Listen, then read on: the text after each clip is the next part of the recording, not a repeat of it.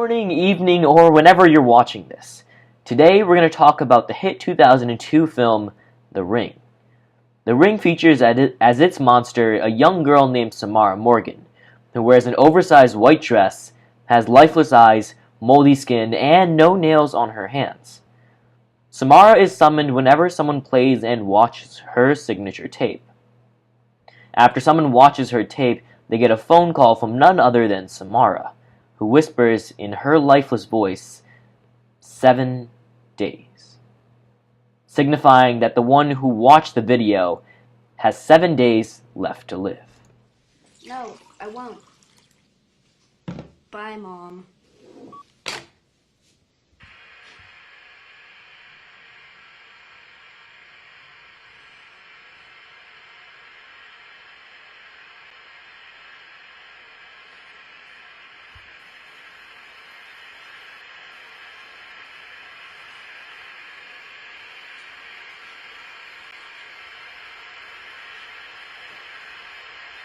Becca, quit being a bitch. Where's the remote?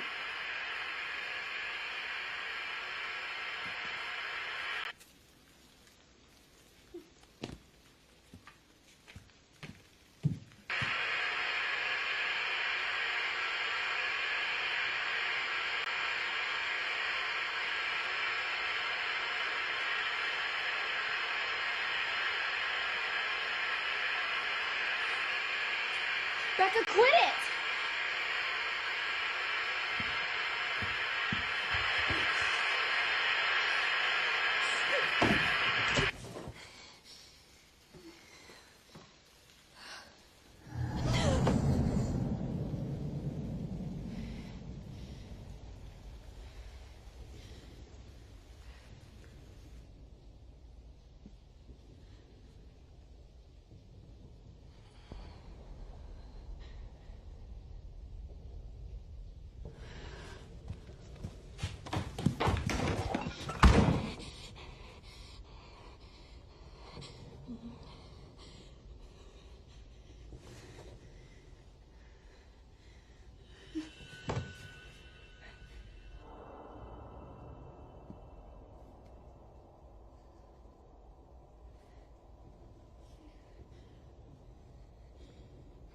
Becca, can you hear me?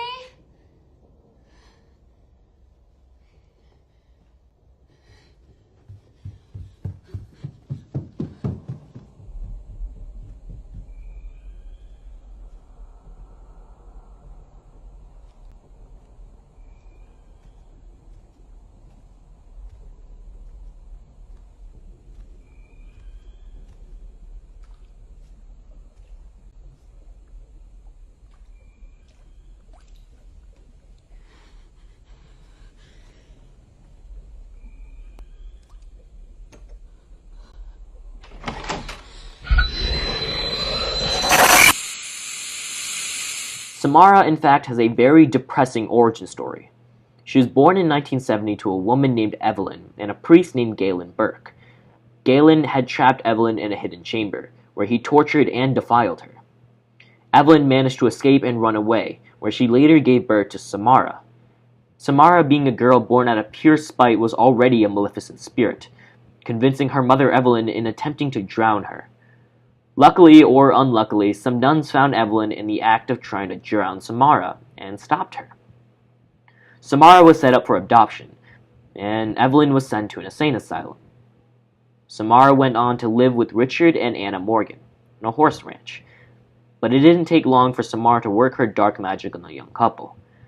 Samara was able to influence Anna into depressive and suicidal thoughts. In order to make it so that Samara could no longer harm Anna, Richard Morgan placed Samara in the barn, alone, in the cold. This isolation was done in an attempt to prevent Samara from harming anyone, but in fact it did quite the opposite. While in the barn, Samara corrupted the minds of the horses, driving them insane. Samara made the horses kill themselves by throwing themselves off of cliffs into the ocean. Richard and Anna, being horse breeders, were in serious trouble, so in a misguided attempt to stop the horrible actions of the horses, and with a bit of corruption from Samara's maleficent spirit, Anna ended up killing Samara. She did so by baiting Samara near a well, where she said what a peaceful day it was, and strangled her with a plastic bag, hit her in the head with a rock, and pushed her into a well, then proceeded to kill herself by throwing herself off a cliff. Samara is a creature born out of pure malevolence. From the actions of Galen Burke and his spiteful, lustful, deceitful life, to Anna Morgan, the woman who eventually killed Samara. Samara's spirit is that of lust and rage. We can see this throughout several parts of the movie, one being the psychiatric interview of Samara. But you don't want to hurt her anymore now, do you? You don't want to hurt anyone. But I do, and I'm sorry. It won't stop. Well, that's why you're here. So that I can help you to make it stop. He's going to leave me here. Who? Daddy,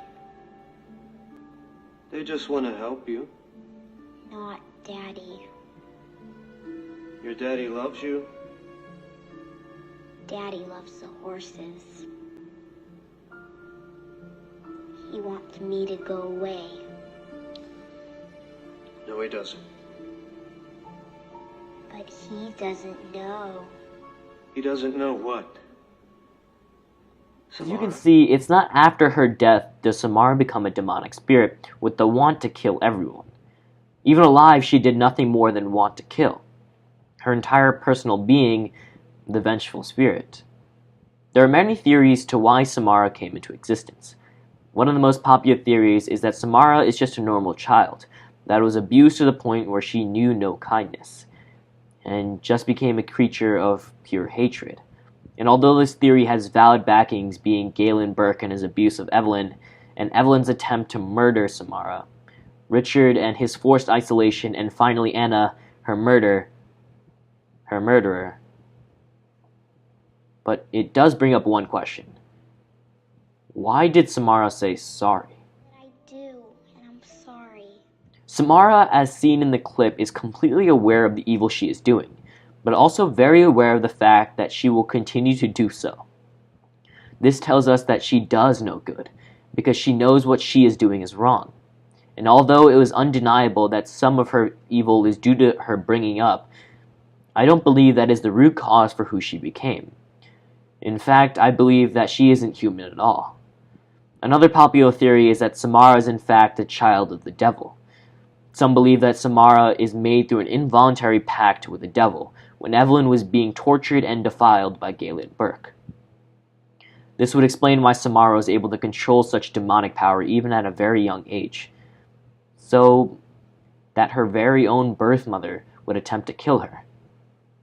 This demonic power also helps to explain why she's able to manifest herself in a VHS tape after her death in the well.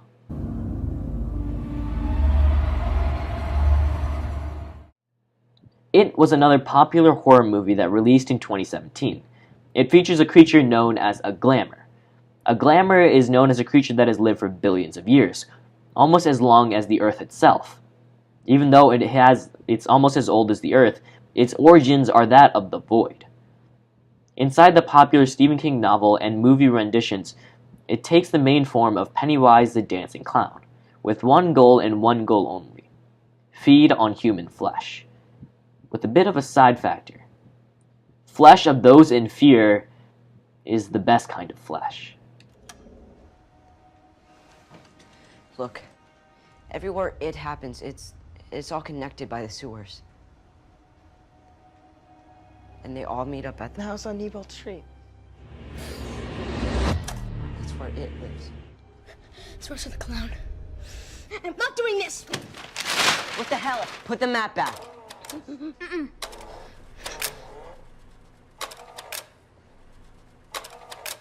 What happened?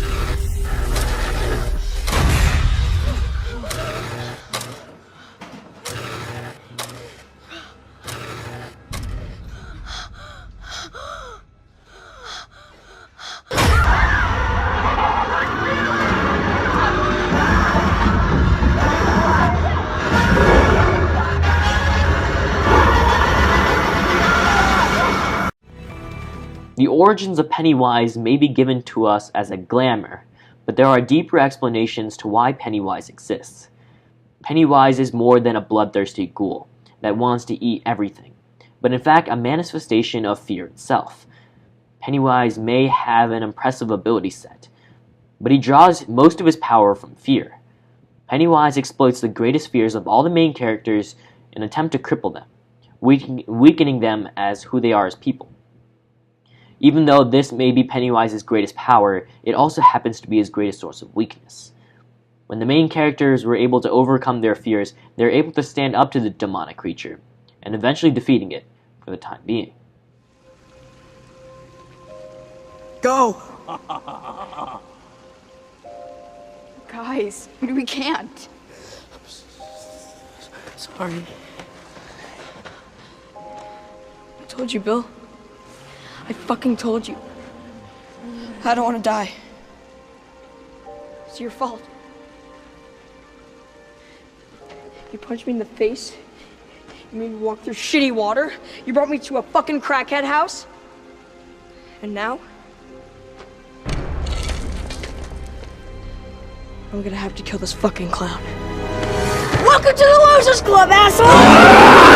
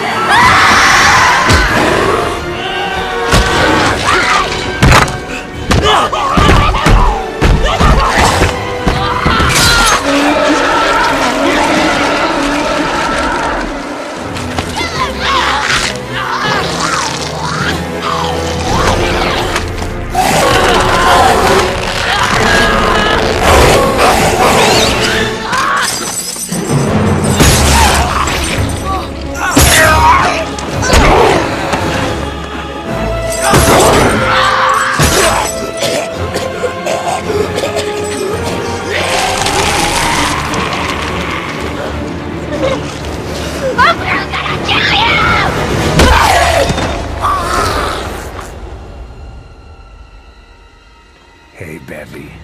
Are you still my little girl?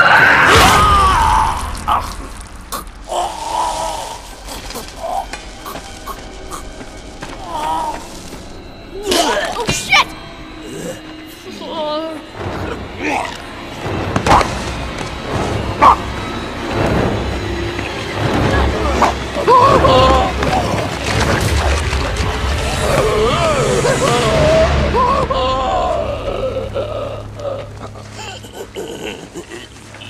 That's why you didn't kill Beverly. Because she wasn't afraid. And we aren't either. Not anymore. Many monsters that we feature today in our daily television are more than just that. Monsters. They are manifestations of weakness of human life. Whether it be lust or rage that develops Samara, a vengeful spirit hell-bent on killing all, or fear, the source of Pennywise the Glamour, a demon brought for the sole reason to kill. I encourage you, next time you watch a horror movie, or not, try and understand the reason behind the screams. The monster behind the monster. Thanks for watching. On this episode of Monsters Explained.